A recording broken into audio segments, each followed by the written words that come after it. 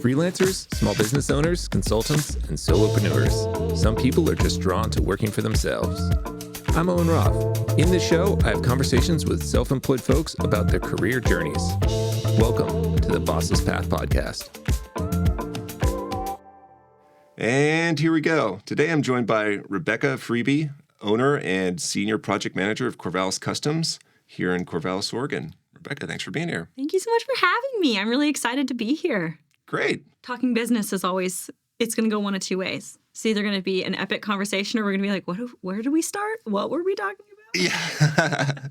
Yeah, I think it'll be entertaining. Yeah. And hopefully informative as well. I believe in us. Yeah. Good. Why don't you tell us a little bit about what you do? Yeah. My husband and I are small business owners here in Corvallis, as you mentioned.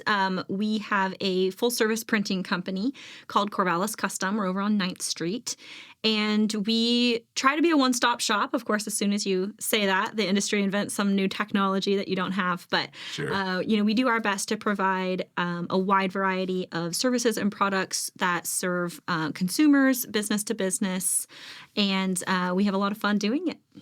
Great. Awesome. The reason I know of you is because we did some signage for you. Signage and apparel. Yeah. Yes. I had a couple shirts and a hat done for my business. Yeah, we love doing that. It's actually one of my favorite aspects of what we do is the ability to reach other small business owners and nonprofit organizations and groups and just tangibly bring an idea to life and move their business from this concept to something that we see out around town. It's always really fun to put. We printed that. We know those people. Right. Yeah. Really yeah. fun. Yeah, I bet. And it's cool that there's like some place like that in Corvallis. Corvallis not being a huge city that you can actually go and not have to just go online and there's a million places online that are huge. So It's nice to have that locally and be able to go in and just talk to you or one of your employees. Yeah, exactly. Corvallis is actually quite lucky. There's a couple of locally owned and operated printers that do exceptional work and are very community-oriented, and it really speaks highly of Corvallis's mentality around supporting small businesses, that we're able to have so many serving a similar industry and have them all be thriving. Yeah. It does a lot. Yeah, it's great. Yeah. You haven't always worked at Corvallis Custom, so why don't we go back to the beginning and start with the origins? Such a winding road. I feel like that's probably true for most people. That's one of the reasons I'm always interested to talk to people like yourself is to hear the road. Yeah, it's interesting. My husband and I, as I mentioned, do this together. And he has always been an entrepreneur.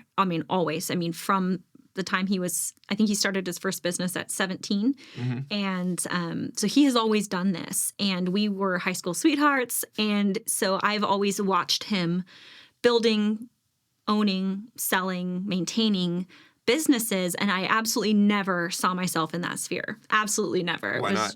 I think I just didn't see an appeal in that as far as the skill set that I believed I brought to the table, and then also what I thought it required in order to do that.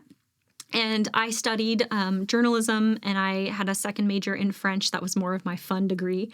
And I really saw myself working in creative fields, more writing, and I dabbled in some photography. And after college, I graduated in 2009, so anyone who was around for that time period can confirm that the economy was a rodeo. It was a wild ride. Right behind you, yeah. Mm-hmm. And the journalism industry at that time was actually just this vastly changing landscape. The digital era was really coming to the forefront, but the curriculums had not yet caught up to that. And so you were finding that newspapers were cutting fewer and fewer full-time staff positions that provided the pay and the benefits that were necessary at the time to support a recent graduate. And so it wasn't a sound financial choice for me at that time to pursue freelance work. And so I kind of found myself in project management. That was just the job that I landed. And there was a lot actually about my skill set and my degree that translated nicely. Strong communication skills, attention to detail, all of those things are things that you can pull from a journalism degree where you have to be great at editing and have a good eye for sparks of creativity or sparks of interest around the world. You have to be able to connect with people and sit across from them like this and have impactful conversations and feel comfortable in that space. And it actually translated well to that industry. So kind of spent my 20s figuring out where I wanted to be, where I wanted to land, moved through a couple of different industries, and then found myself unemployed. And my husband was like, you've spent all this time working for other people and commuting, and I need a project manager. Do you want to try it out? And I was like, probably not. I'd rather stay married. So I just assumed that it was a bad idea. Yeah. And was that because you had seen other people? Yeah, and I think you just hear about, husband and wife businesses where they bring that stress home. Sure. And it crosses over that personal professional boundary. And it was really important to me to keep harmony in our marriage and in our home. And I saw work as a space of stress because I'd always spent so much time working for other people and having so little control over my own narrative. Right. And so we kind of sat down and decided what those boundaries needed to be in order for this to feel like an okay thing before we dove in. And we decided after a year, if we felt like we liked each other less because we saw each other more, we were going to not more do it in different contexts. Yes, in different contexts. Yeah. That I would step back and pursue something else. And here we are 8 years later. Wow. Still doing it. So it's been really fun. I originally came on board just as a project manager, and then over the years, it became apparent that we made sense as partners. And so I'm not sure exactly when, sometime before COVID. That's how we mark time now. Before right? COVID, after Great COVID. benchmark, I actually came on as we transferred to it, became an LLC, and I came on as a partner. So okay. Yeah. So that because you had told me off camera that your husband has had a lot of different things. He has, and yes. It was Corvallis Customs that was the thing that you got brought in specifically. Yes, specifically. Yep. Corvallis Custom needed a project manager, and I had that skill set. And so it's definitely a steep learning curve. I think anybody who's outside the world of printing and print marketing, it kind of just seems like this orbiting mystery, if you will. I was going to ask some clarifying questions. Yeah. So, and so it's been, you definitely have a steep learning curve to just understand the lingo, the products, the nuance of it.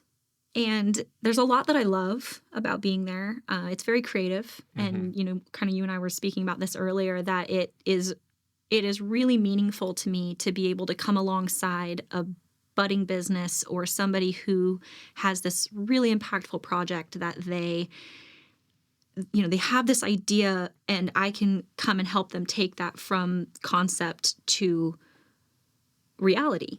Right. And be a part of that journey with them. And I think that it's unique for my industry as a project manager that often PMs will oversee a component of a project. So they may oversee the design, the branding, they might oversee fabrication, but it's unique to have it all the way through the process, out where if you're working locally, you can go and see these things out in the community and remember the role that you played. And it just feels like a tremendous honor to do that. And I love being able to see nonprofits, for example, and tangibly meet needs where they may have them, and see these causes that are doing such incredible work in our community to support the unique needs that small towns have, and play some tiny role in that is really awesome to me. Yeah, that's fantastic. It sounds like you enjoy what you do. I do. Yeah. I do. I don't know that I would have even considered this industry as something I would enjoy, except that it presented itself to me, and I was like, oh, I'm not doing anything else at the moment. Might as well give it a shot. Yeah. And I really do love it. Yeah. And your marriage is still thriving. We're still married, so that's the key. Yes. And we've, over the years, kind of redefined our roles and figured out where our unique skill sets and gifts, everybody has them, best support not just the business, but also each other. I think I mentioned earlier that my husband has always had this entrepreneurial spirit. It's one of the things I love about him is he's incredibly creative. He's also very analytical. And I think the marriage of those two things makes him an incredible business owner. And I feel like I have the world's best mentor helping me figure out how I fit into that. And I love the human side of things. I love working with people, and I really enjoy a lot of this discourse, learning about someone's business, learning about what their passions are, what brought them where they are, and then being able to assist them and make some of those dreams come to life. And it just makes me feel really grateful to be in the community that we are in and working alongside somebody that I have so much respect for, and then also bringing other people into our team. We have an awesome team of people that we are so lucky to have, and it's really cool to see their journeys as well. It's one of my favorite things. That sounds very rewarding on many fronts. It is. That's a good word for it, I would say. Yeah. Very rewarding. What is your team? How many employees do you guys have? We do have seasons, if you will. So we tend to we are licensed to print for Oregon State University. So we carry a retail license for them as well as a departmental license. And so we do a lot of work with the university, and thus some of our busy seasons are linked to their seasons. So the fall and the spring tend to be our biggest seasons. We have our highest staff in those seasons tends to hover somewhere between 16 and 20. Oh, wow. And then in slower times, we may organically reduce to somewhere between 8 to 12. But we have a pretty core team of around 8 folks that are with us all the time.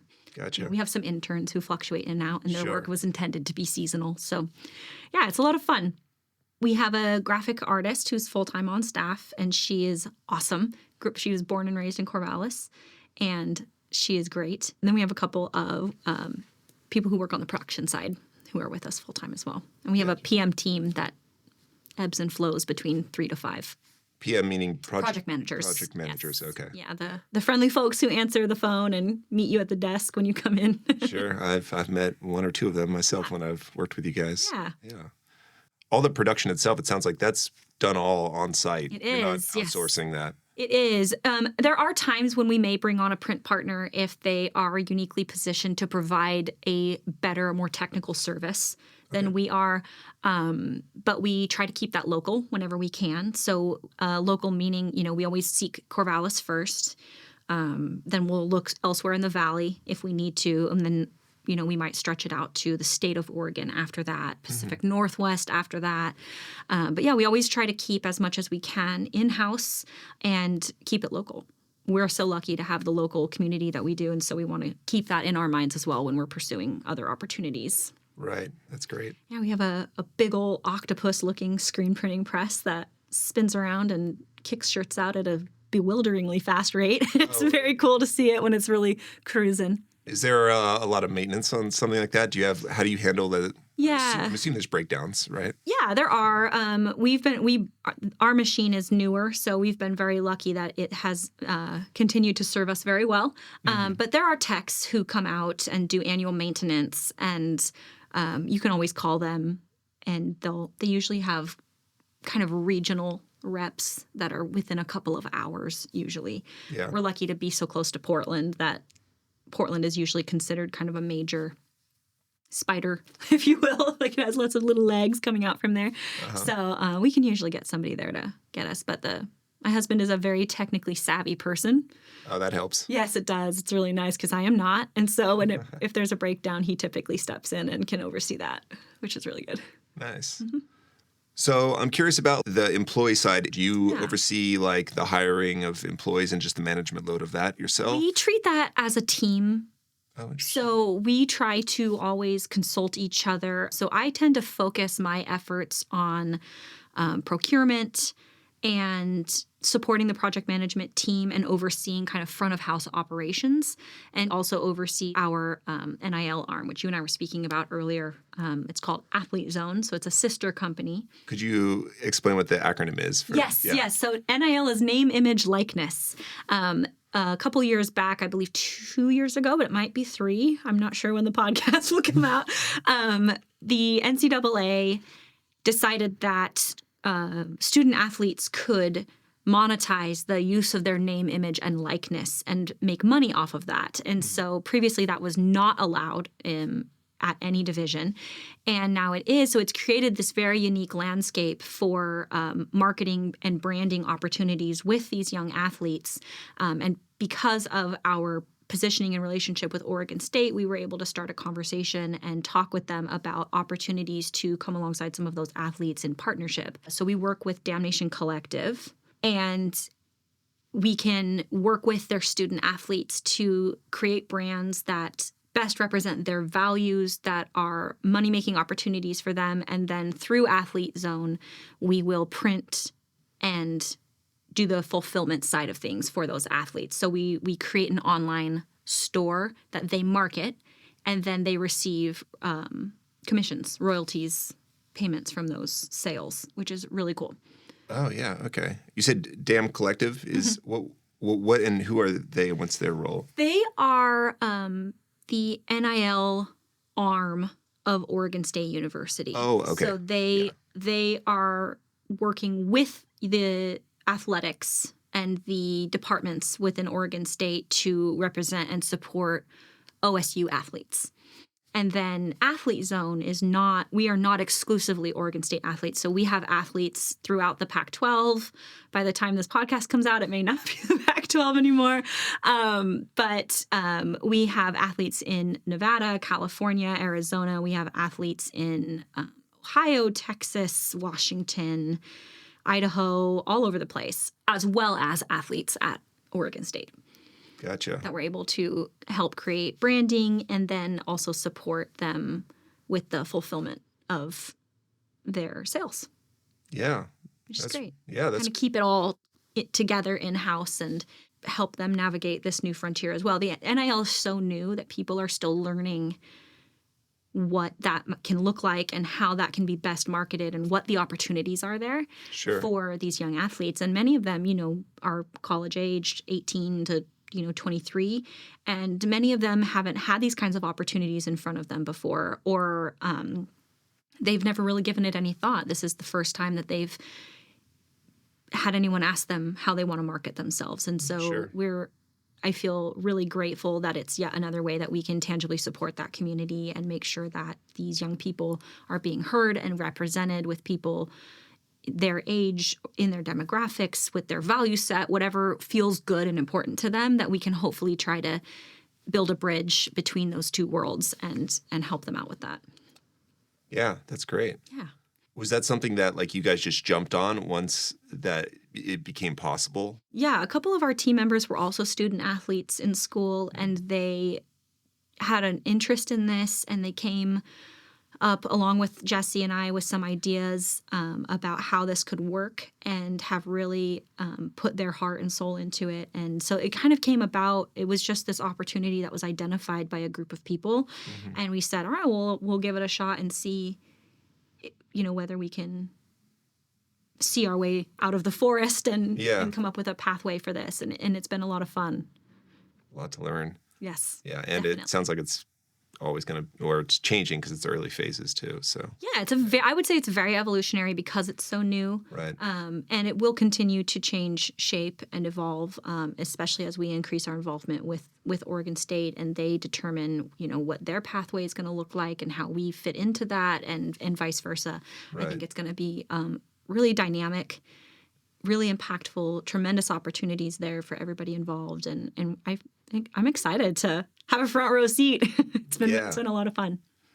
How'd you guys get connected with Oregon State and stuff? I know a lot about businesses, the connections and forming those relationships. It's a funny story. My husband is better at telling it because he was there. But the shortened version is that he and some friends of his had started doing just kind of on the side printing. They had a couple of them were in, I forget the exact word of the major program, but essentially they were in design courses. They were doing apparel design. Okay. And they had a very simple kind of plotter for vinyl. It's basically it just cuts out vinyl, and they were making their own brands and making apparel for their own brands, and came up with an idea for a design for what used to be called the Civil War game, which is the rivalry game between Oregon State and Oregon. And they decided... University of Oregon. The University of Oregon, yes. And they decided they were going to make some T-shirts and take them to the game and sell them. And it didn't really occur to them that those are proprietary brands. You can't just Someone might care about that. Yeah. But they did, and they were really excited about it. And they had a really successful day of just selling T-shirts out of backpacks. And somebody from the university asked them, hey, where'd you get these shirts? And this young person was really excited. And they just spilled all the beans about, oh my gosh, we made them. We came up with this. Here's my business card. And the next couple days later, they got a cease and desist letter. I was just gonna say, yeah, I know what's coming next. University. However, I will say shout out to Oregon State's departments and higher echelons, if you will, because what they realized is that these were young people who wanted to continue this brand that they were so loyal to. They were alumni themselves, and they gave them an opportunity to do it correctly. Wow. To fill out the application and pay the money to become a licensed retailer for Oregon State and, learn the ins and outs of that industry. And so they did. And so somewhere along the way, that license has grown. There's tiers of what kind of license you carry. So what are you allowed to print and for whom? Okay. We are now one of 4 licensed retailers with the type of license that we carry. And I think you'll probably recognize the other 3. It's Nike, Fanatics.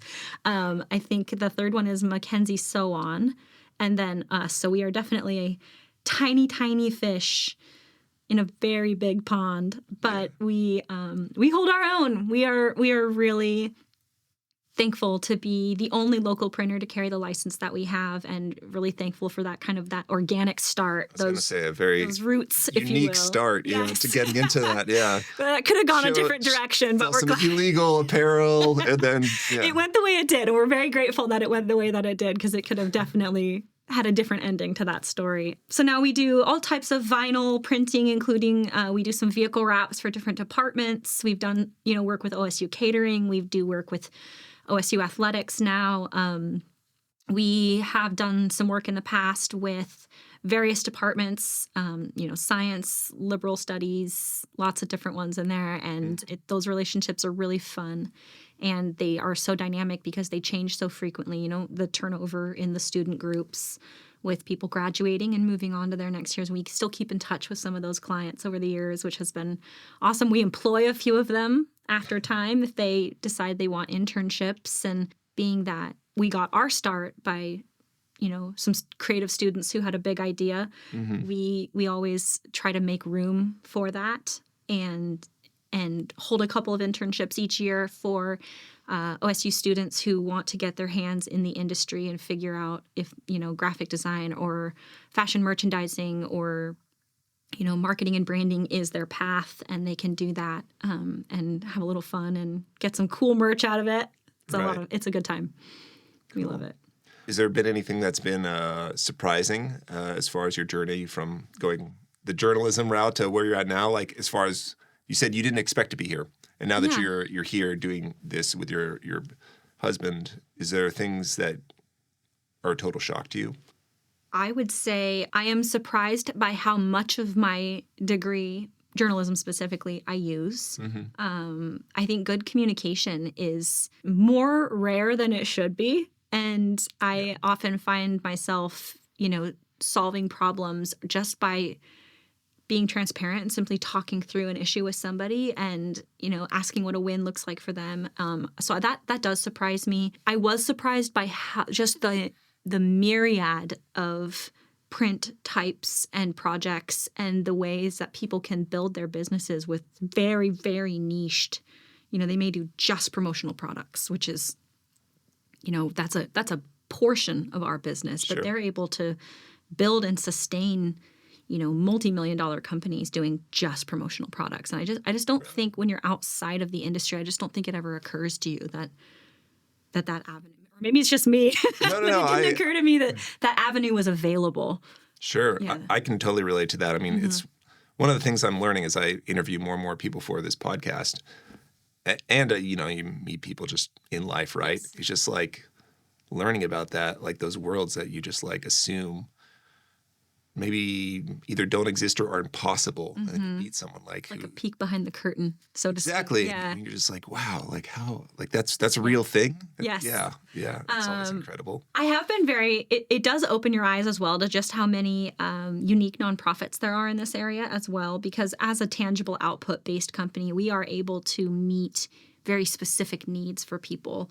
I mean, I think nonprofits are always looking for sponsorship and they're always looking for donation-based support, but we are able to do, in-kind donations and things of that nature. And, you need a giant banner to go over Harrison Street. Like, we can make that happen for you. And so I feel like it has opened my eyes to how many unique needs there are, but also how many opportunities there are to serve people and to come alongside them in their mission field, for lack of a better word, their life's work, their heart work, and provide a type of support that is unique to those output-based industries. Yeah. Yeah, that's really cool. Yeah, it is cool. Yeah. I enjoy it a lot. What's your day-to-day look like? I don't... Chaos. I was just like, I don't really understand what a project manager... I don't fully understand what they do. So I'm wondering what it looks like, because you have so many things that Corvallis Custom does. Yeah, so it depends a little bit on, what you're working on. So we have what we call verticals, so areas of the business where people specialize. We believe in specialization as a core business principle because we think it gives people the highest likelihood of success. So rather than having one person who's proficient at multiple things, we'd rather have a person who's an expert at this capacity that they work on. So for me, as senior PM and owner, I oversee some of those verticals. So for me, I do a lot of communicating via email. So I do manage some of our larger projects, our more nuanced or complex projects, which isn't to say that if somebody comes to us with a smaller order, it won't land in my lap just based on whatever the staffing is that day. Sure. But we do a lot of the personal trade or the larger scale. We are the exclusive printer for the Corvallis Knights, and we also do a lot of printing for Corvallis Little League. So I will oversee a lot of those bigger, more long-term projects. And so my day-to-day looks a lot like checking in with vendors for the blank goods that we source, making sure things are on the right timelines. I manage all of our order supplies. So I do a lot of the procurement, making sure that we have all of the inks in stock, the vinyls in stock, the blades for the cutting machine and the squeegees and the gloves the screen printers wear and the emulsions that create the screens themselves and the transparencies and all the kind of nuanced pieces that happen behind the scenes that when you get a print on a shirt, there's a lot of things that had to happen before that shirt got created. So I oversee a lot of that.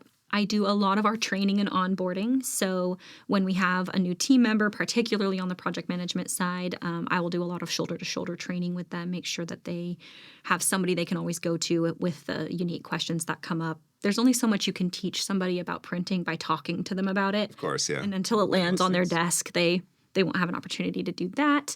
I do a lot of meetings as well. We are, we're community members ourselves, so there's a lot of folks who come to us with ideas and they want to talk through feasibility. And being that I'm the longest tenured member of the project management team, sometimes I can speak to whether we've done that before, how we've done it, did it work? Right.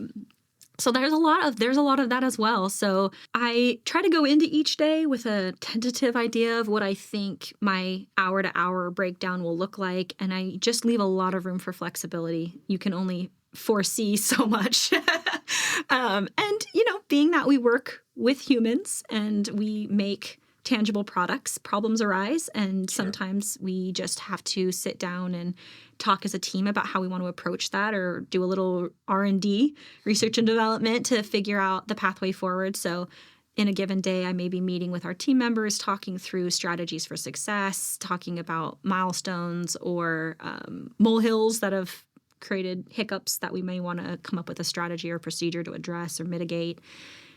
It changes all the time. Do you confine your working hours into I'm only going to work X amount of days and you give yourself a weekend? Or yes. Do you find yourself like you're always... Big believer in work-life balance. Okay. To the extent possible, I think any small business owner out there can attest that the best laid plans, when you are right? I would never ask my team to do anything I myself am not willing to do. So if a late night is required or a weekend is required, usually my husband and I are the first ones to step up and say, hey, we got it. Like, it's important to us to protect their time and respect that they have lives outside of work. Sure. With an asterisk next to it, with good organization and appropriate procedures and time management, for the most part, I think you can confine your work to working hours, but you're never really off work. Right. When something comes up or if you need to get something done, sometimes that's just your block of time to get it done is outside of those normal work hours. I will say I am sometimes more productive outside of my work hours because I get interrupted a lot less. So there is some days that I may take a little work home with me in the evenings, but we do very much try to preserve some time. It's one of the boundaries we set for ourselves early on because it is so easy to always bring your work home. Sure. And to never, ever be off work. There's always something else to do. There's always something else to do. There's always something you didn't finish or that you could go in and get ahead on. But if you just set those boundaries for yourself, and with our marriage too, the ways that we best operate as a couple, knowing that time where we're focused on each other and our home and our goals that are outside of our professional goals, if we're able to give that the time and attention that they deserve, that we are healthier for it. And so is our marriage. And so that's a long way of saying, yes, we try really hard to confine our work to 9 to 5, but we're not perfect at it, but we do try. Yeah. Well, you guys are humans, and that's what happens, right? Yeah. Like you said, best laid plans. And best-laid plans. And sometimes you can't. I mean, sometimes, we have a big opportunity, if Oregon State wins a bowl game and we want to get merch put together for that. And, you may not have a ton of time between when that needs to launch and when you have the all clear to get going. Because we work with licensing, we do often have to get a design approved ahead of time in order to produce it within the terms of our licensing agreement. And so that can sometimes even slow us down even more, so that, if you've got to launch it Monday and they won the game on Saturday, you're printing on Sunday. Wow. And that's just the reality of the industry. So yes, asterisk, the best that we can. Yeah, of course. It's a dynamic industry. Yeah, to say the least, I'm sure. How have you and your husband found the balance between working together and being married? Like, how do you kind of touched on free time. Like, are you able to take vacations? Yeah, that one is that's a source of some black humor for us, because you're never really off work. So vacations for us often look like working vacations, but that is definitely one of the perks of working for yourself and being bossless, to use your term, is that I don't really have to ask anyone's permission to take off and go somewhere and do something, and we can take the time that we want, and we can be very flexible with ourselves and with our team to take time off.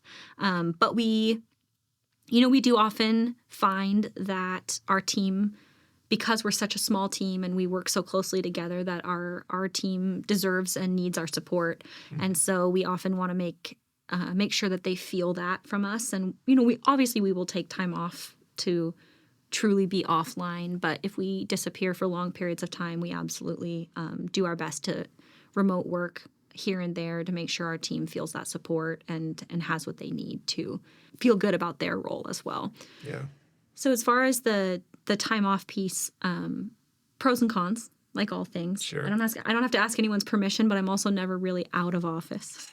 Right. which is fun in its own way, unique in its own way, challenging in its own way.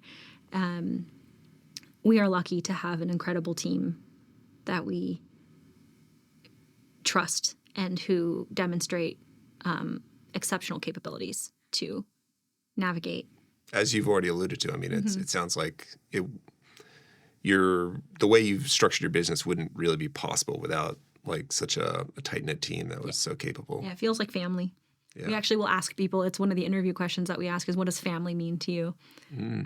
Which I find a very enlightening question. It's not really one that often comes up in professional spaces, but for us as a family-owned business, as a husband-wife team, we spend a lot of time in that space, and our own families live outside of Corvallis, and so we want the people on our team to feel supported and to feel encouraged and to feel like they're allowed to be people. Yeah. Go figure, because it turns out they are. And then vice versa. We've over the course of, I've been involved in the business 8 years. We've been in business since 2009. And over the course of that time, of course, as life does, it's thrown some challenges our way. And we've always felt a lot of support from the people on our team. So that enables us to leave office when we need to and, be out of town when we choose. And so there's give and take there. Yeah. I don't know that any small business owner, maybe some business owners, but none that I've met have are able to just like fully clock out. Yeah.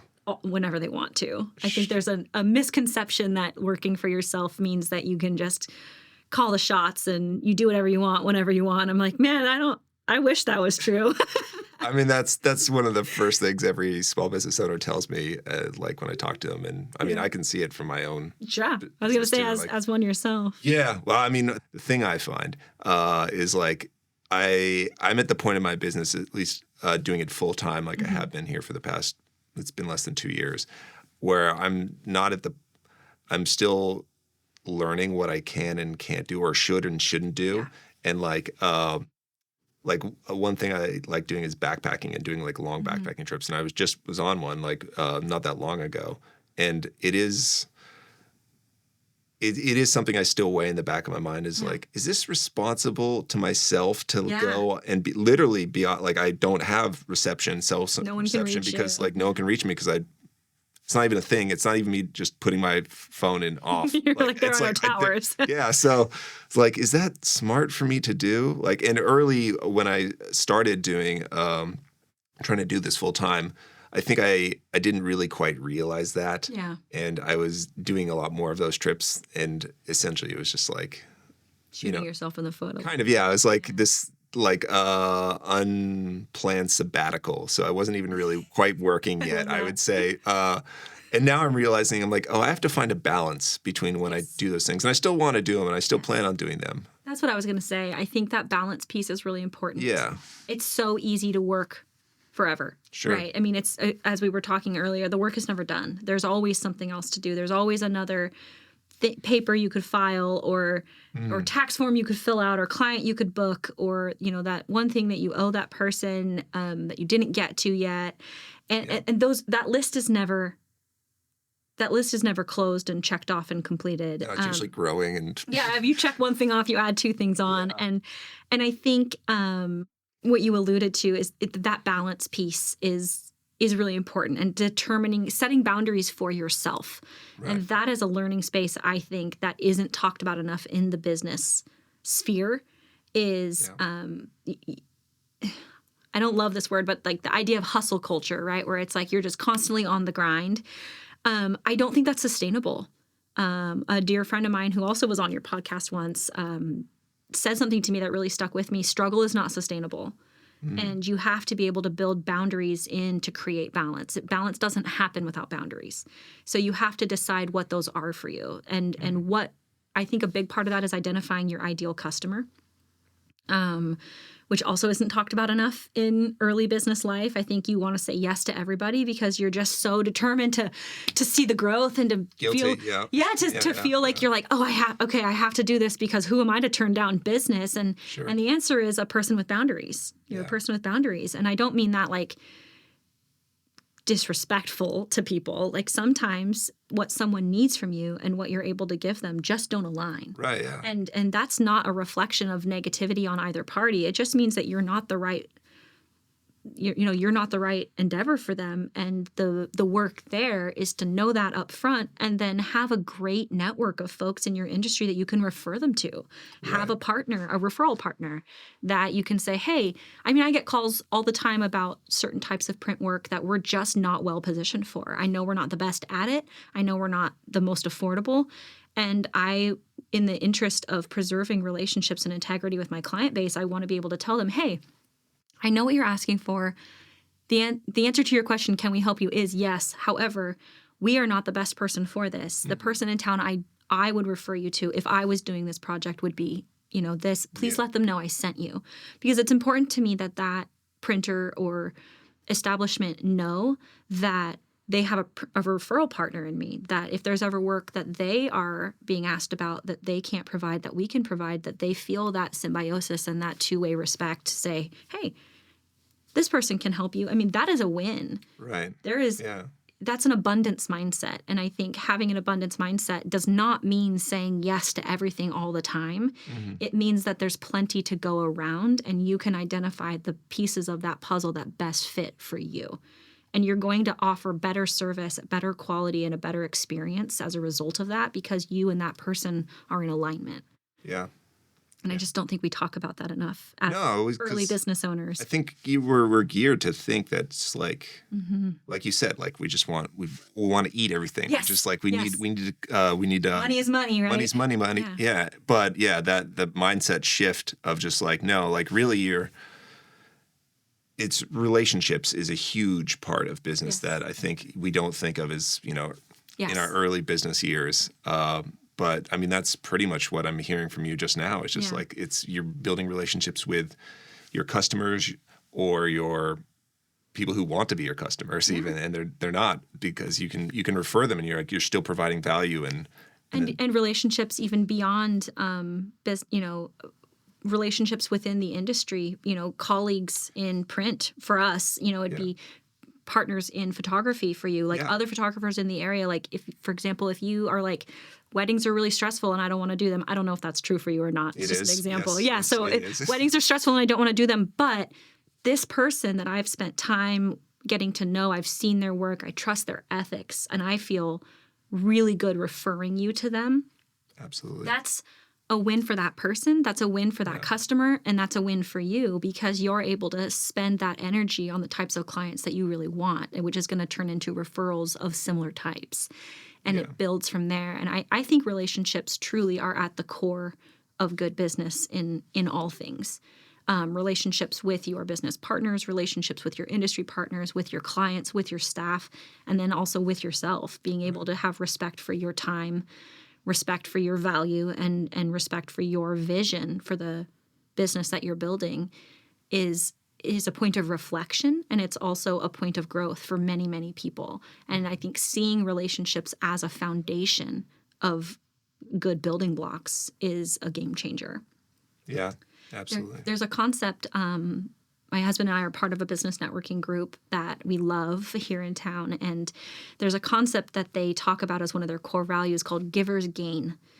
And it means that if you come to the table of business with the intent to give to others, right? Not necessarily give things away for free, but give of your referrals and give of your credibility and give of your professional space, that those things will come back to you in return because you have built a relationship that's based on not what you can get out of them, but what you can give to them. Right. And those things lend themselves to reciprocity.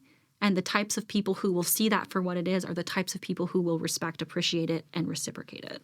I completely believe in that. And it's funny because for me personally, I've always had that in my personal life. Yes. And for some reason, when I started, trying to build my business and finally decided to try and do it full time recently, like I alluded to earlier, that stuff didn't cross my mind as far as to operate the same way in my business sphere as my personal sphere. Yes. And even though I've had vast success in just like in happiness in my personal sphere, it's just like, it's weird that like I had this disconnect and I'm just like, oh no, any other photographer, videographer, competitor, don't talk to them. And now I'm learning all the things you've said over the past few years. And it's funny looking back as we talked about hindsight and I'm just like, oh, I could have done that different. I could have done that different. And I should have known because like, it's how I've like run my personal life. And for some reason I had this like, oh, business is business and it's done this way. Aggression and like, and I'm now realizing like, no, it shouldn't. It should be actually pretty much in line with the same way I do my personal stuff. Absolutely. I think when you separate your values from the way you run your business, that's actually when you see burnout. It's when you see people who aren't proud of what they've built or how they've built it. They may find success monetarily in that space, but they're going to sacrifice those relationships along the way. And I'm a big believer in karma. You get what you give in this world, and you give what you get. And I think we're taught to believe that business is cutthroat, that it's a dog-eat-dog world. I mean, that it's a Shark Tank, right? And I've that you seen have those to movies. you have to kill or be killed. Yeah. And I just don't resonate with that. That has not been my experience. I mean, certainly, yes. We have interacted with people in our industry, local and outwardly, who have behaved in a cutthroat way or who have done things that hurt our business in order to get themselves ahead. I think those experiences are the outlier. I think we've had when we really reflect on it, I think we've had so many more interactions with other business owners where they've said, how can I support you? What's your ideal client? I'm be on the lookout for that. I'm going to send some business your way. Hey, I respect what you did there. I want to do more business with you. Yeah. We've had so much, tenfold, 100-fold of those experiences. And if I don't have a good experience working with somebody, I don't feel the need to speak disrespectfully about them or light up their business online. I simply decide that person has a different value set than I do, and they're not a good match for me. And I move on to the people who do. Don't spend your energy in that space. Your energy is a resource that's not renewable, just like your time. Right? You once it's spent, you don't get it back. You might regenerate some later, but that's new energy. It's not old energy. And I don't believe in putting things out into the world that you don't want to receive. And I think it's up to us as small businesses, because I do think that that's where it starts, to redefine the narrative around what it means to be an ethical business that has values they bring to the table, and not just values like our mission and values. I think those things obviously should be a reflection of your culture, but I mean at a literal grassroots level, how we interact with each other, how we interact with our teams. Those are the things that say the most about your character as a person, and you cannot separate them. Right. You bring that into the operation of your business, and if you try to separate them, A, it's going to fail. You won't separate them. And then B, it's going to make you miserable. Right. So you won't feel good about it. Yeah. Lose-lose. I would rather have a modest business that I'm proud of than a successful business that I'm ashamed of. What a tagline. Yeah. Yeah, right there. Truly. Yeah. So during the pandemic, that was that was big period of change for everyone in every regard. But for you guys, how was that business-wise? Yeah, it was a really volatile time, I think, for the whole wide world, especially uniquely for small businesses. And then being a production-based business as well, the disruptions to the supply chains were particularly impactful for our industry, as well as many others, not just us. But we had to shrink our staff down. Worst day of business that I've ever had. Luckily, we were able to bring as many of them back on board as we're still living in the area once we were back on our feet and able to reopen. The bulk of our business prior to the pandemic was large quantity orders, but fewer of them. And then we really transitioned to being more online based and doing more of a fulfillment style model of business. So instead of having a small number of high quantity orders, we had a high quantity of small number orders. So the average size of our order shrunk by a lot. It went from, I don't even remember what the numbers were, but we were doing a lot of selling masks online to people throughout Corvallis. So, our average ticket was $17, $27, and then people were buying apparel or doing orders online. So we really saw a huge increase in that online-based and e-commerce base of our business that had kind of been a less utilized way of doing business for us. A lot of our business-to-business sales changed form as well. We were used to doing a ton of apparel for staffing. As people saw their staffing shrink, they wanted different types of things. With the supply chain interruptions, there was a lot of disruption to our ability to even get blank goods. And so we had to be really creative about how we were sourcing things and where we were getting them from, and utilizing backstock, which is typically not something we love to do. We try not to keep a huge stock of blank goods in our warehouses simply because of the custom nature of the work that we do. we end up sitting on goods for a really long time, which just isn't the business model that best fits what we want to be and how we want to do it. But we had no choice. If there were sweatshirts in stock, we had to buy a bunch of them because in 2 hours they were not going to be in stock again for another 6 weeks. And we were having orders coming in and we weren't able to fulfill them. And I know I said earlier that we feel a tremendous amount of gratitude to be in the community that we are and to serve the folks that we do. And I don't know that I've ever felt that more strongly than I did during COVID. It actually makes me quite emotional because it was really beautiful how many of our community partners came alongside us and asked, how can we support you? We want to see you come through this. And they were jumping online and placing orders for tiny things just because they wanted to do anything they could to keep the small businesses in the area afloat. And it was such an interesting and dynamic time to be in business. But the biggest change for us certainly was the rise of that e-commerce and online fulfillment based model of business that we saw. And it has a lot of it has maintained. The other thing has come back, but the e-commerce has also stayed very consistent, and we've better refined our processes for managing that and for onboarding that and figuring out what works, what doesn't work, which is always a really important part of launching anything new, is figuring out what you did wrong and then not doing it anymore. And so that has been a really interesting thing to reflect back on, and we do that a lot. Well, I'm glad you guys made it through. But us too. Is that the e-commerce part? Do you think that would have been something that you probably wouldn't have tried to the degree you had without the pandemic? It's hard to say. We were doing e-commerce before. It just wasn't the mainstay of our business. It wasn't an area that we were putting as much of our time, energy, and resources as we do now. But I do think that is the direction that a lot of companies are going. You mentioned having online options for printing, and the reality is that in order to compete and to stay relevant, you have to be able to meet people where they're at. And, people anymore have lots of gigs and side hustles, and they may not always have the time or inclination to be able to come into a store and shop. But they do want to stay local. They want to have a personal relationship, but it needs to meet them, like I said, where they're at.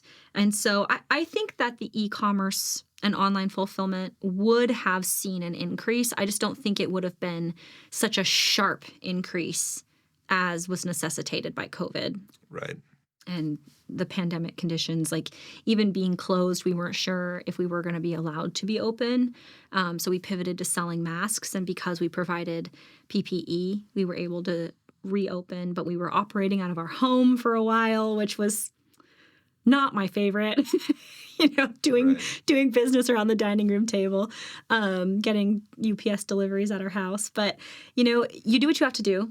What that showed me, that was one of those pivotal times where when I think about how I never saw myself as a business person or as a business owner, COVID, I think, was that pivot point for me, that I saw, what you can do when you don't have any other choice. When you have to be versatile, you have to be flexible, you have to lean on yourself, you have to get creative and pivot.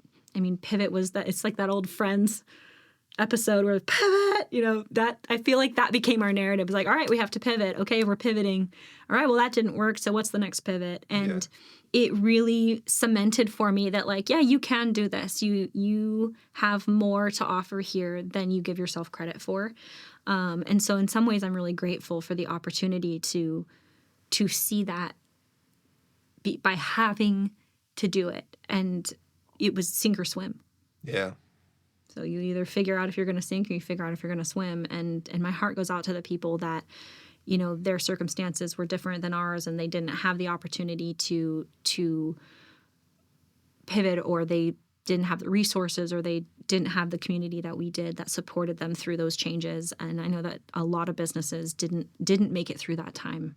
Right. And it's hard to see your friends and colleagues in industries that are hurting, and to wonder whether you might have been one of them if one tiny thing was different for you. Right. Because many people were just one tiny thing away from that sink or swim. So I just wanted to clarify that, because I think it's important when you say it's a sink or swim. I don't mean that the people who didn't see their way through weren't working at it. I think Right. it was very clear that everyone was doing their best. Yeah. I mean, it was an incredibly difficult moment. Gosh. Yeah. And it's not over. It's very interesting Right, of because we're course. still seeing fulfillment disruptions. We're still seeing shipping interruptions, and we're still seeing longer than average lead times on certain types of products and certain types of materials. It's odd to feel like we're on the other side of the pandemic, but I don't know that the numbers and the actualities of the economic challenges that we're facing actually support that narrative. I think we all just really want it to be true. Sure. Yeah. Which is interesting. But I do think that interpersonally, if that's the right word, one of the biggest changes that I saw that has continued is people giving each other a lot of grace.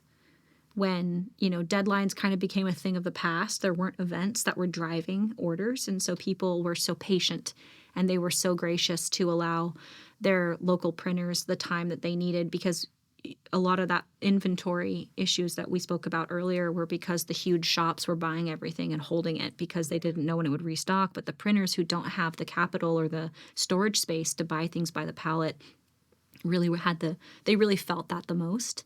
And so if you were determined to shop local, you were also determined to be very patient with your printers. And it meant a lot to us to see people extending so much grace, and a lot of that has continued. I feel like people have a better perspective on whether something is a deal breaker or not. Right. It's been really refreshing. Yeah. Well, I hear a lot of things in your experiences. One of them that's interesting to me is it sounds like it was almost an empowering moment for you. Yeah, I think in hindsight, Yeah. in the moment, it just felt really terrifying and Of course, stressful. Yeah. But yes, as I reflect back, and I think all people have done a lot of reflecting in a post-pandemic world, especially if they were lucky to own a business that saw its way clear of that. You do a lot of reflecting, and it was for me personally very empowering to know that I could count on myself, on my partner, on our team to face the storm, if you will, adjust the sails, to use that old narrative. And that feels good. And I feel like nothing scares us now. Yeah. Which, of course, if you put that out in the world, it's going to test you. But Yeah, you'll step out of here and we a say little bit, frequently, and you'll get a phone call. And, yes, and we frequently will say, if we're navigating an issue or dealing with a problem or whatever comes up in the course of day-to-day business, we're like, hey, it's not COVID. We'll probably figure it out. And so it's become this kind of refrain. But yeah, it has been empowering to reflect back on the support that we received, the mentorship that we received, the flexibility that we demonstrated, the fortitude of the business model that we have, and the industry as a whole really uniting to support each other. I feel very grateful in a lot of ways to have had that experience in hindsight. In the moment, a little less gratitude in the moment. But yeah. I mean, that's, I'm not a saint. Yeah. We were scared. Yeah. But the when I said empowerment, I mean, you touched on it, but it just sounded like, you became more aware of like what you could survive and what you could bring and how you could pivot, as you said. Yeah, that flexibility piece is really empowering, because you have to dig pretty deep. And there's a book, Lean In by Sheryl Sandberg, that they talk about, in adversity, especially in business, if you lean into that space and lean into the discomfort of that, you're going to find a lot of skills there that you may not have recognized at face value prior to that experience. And I think that's where a lot of growth occurs. And for us, that was certainly true. We felt a lot of growth in that space. And so from that side of things, it was certainly very empowering. Yeah. Well, Rebecca, we've covered a lot of stuff. I want to ask you about what you see for yourself in the future. Or have you not had enough time to even look? I think dreams and goals are healthy, right? Sure. We would love to continue to grow in the NIL space. We would love to see continued relationships with Oregon State, and someday procure licenses for other universities and build those relationships. We really love the world of higher education. Someday we'd love to, maybe expand our business and plant some roots somewhere else and see if we can have multiple branches of the same business that have tangible storefronts. We're always spitballing ideas of where we want to go, but I think we'll never really leave behind our Corvallis roots. So we'll probably grow from where we are, and it's such an evolutionary industry that we could continue doing everything exactly the same way as we are now, and the industry itself will change our course over the next 5 years. So, sure, yeah. Like you to said, be determined, I guess, is my answer. yeah. We try to set goals about 12 to 24 months out. Okay. And then assess them at those mile markers and see if they need to be refined. So that's what works best for us. But we definitely still see ourselves in this industry. We love what we do. We love the people we do it with. And we feel really grateful and honored to share a part in the stories of the businesses that are intertwined with our narrative. And grateful. Yeah. Very grateful. Yeah. Yeah. Well, that's great to hear. Yeah. It sounds like you found a place that works for you, and the journalism is probably going to still lay in your past versus potentially your future. Yeah, I love writing. I mean, I'm always consuming media. I'm always interacting with media, and I think that writing base was really what always drew me into journalism as a career. Connecting with people, learning their stories, telling their stories, sharing their stories. And I feel like there's so much of that I still do, that I feel very fulfilled in that part of myself. Sure. But yeah, I mean, creative writing and things on the side are always going to be part of who I am and what I value. But professionally, there's a lot of crossover. So I feel really lucky in that regard. Yeah. Yeah. I mean, that's the cool thing about life, right? Is you you find yourself in places you never. Such a wild ride. Yeah. You're like, how did I get here? What? I don't know. Here I am. Here I am, and I don't know. Like, Yes. if you're enjoying where you're at, Yes.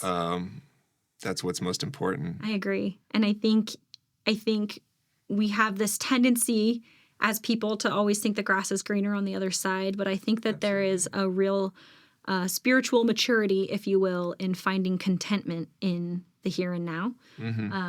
Not, of course, setting aside growth and dreams and goals. Those things are obviously healthy and great. But I feel like what COVID really cemented for me was to rest in those spaces of gratitude and really pursue them, and the things that bring you joy and contentment, that you can find them, but you can also create them. Well said. I think that's a powerful narrative. So what do you have as far as any words of advice or wisdom for people who are considering a bossless path? Go in eyes wide open and know that, like any industry, like any career, whatever it is that you're endeavoring to start, there's going to be pluses and minuses. I think having a really good financial advisor, somebody that you trust, not just with your money, but with their monetary principles, whether that person's a CPA, a bookkeeper, a financial advisor, I think those people are really powerful advocates for you. I also really recommend having a mentor in business, whether that's a coach that you pay or somebody whose values that you respect, who can kind of be your North Star, your go-to person. The challenges that business owners face are very unique. They are never the same for every person. And having somebody that you trust to keep you pointing the direction that you want to point without sacrificing your values is going to be the key to your success. Whether that's your partner in business, my husband has fulfilled a lot of those roles for me, but we're also lucky to have many friends in business, many people whose pathways we respect or have impressed upon us the similar set of values that we want to emulate. I think those people are the game changer. That's great advice. Yeah. I hear mentors. Mentors and a support network around you. Yeah. And being realistic about you can't do it all. Right. Nor should you. I absolutely should not be my own financial advisor. It's not my expertise. And I should let the aces be in their places. Sure. So being willing to put resources into those things, because they will absolutely serve you in the long run. Yeah. Well, thank you for sharing that. Yeah, my pleasure. So I want to turn over to you and let you tell anyone if you want to plug your guys' services or anything about that. How can people find you guys? Yeah, thank you. So we are online at corvalliscustom.com. No S at the end of custom, common mistake. You can also check out, if you yourself are an athlete or you know of somebody interested in the NIL space, you can go to athletezone.com. And then our Oregon State specific wing of our business is gobeavs.com. We're the exclusive printer for them. So you can find us there to get all of your Oregon State merch and go Beavs. Whoop. And you can also come visit us at the storefront. If you like to come into a brick and mortar, we're at the Plaza 9 complex on 9th Street in beautiful Corvallis, Oregon. And of course, we're on all the socials, so you can look us up there as well. We love to engage with people on Instagram, Snapchat, Facebook, wherever you are, you'll probably find us. Yep. So cool. Great. Well, Rebecca, this has been a fantastic conversation. Thank you so much for your time. Yeah, thank you for yours. Thank you for having me. It's always fun to connect with other business owners and learn where we diverge and where we intersect. Absolutely. All right. Little pre-rehearsed blow up. And there you have it. This has been a fantastic conversation with Rebecca. If you like this conversation and want to hear others, please subscribe and follow the podcast. Until then, this has been the Bossless Path. Catch you next time.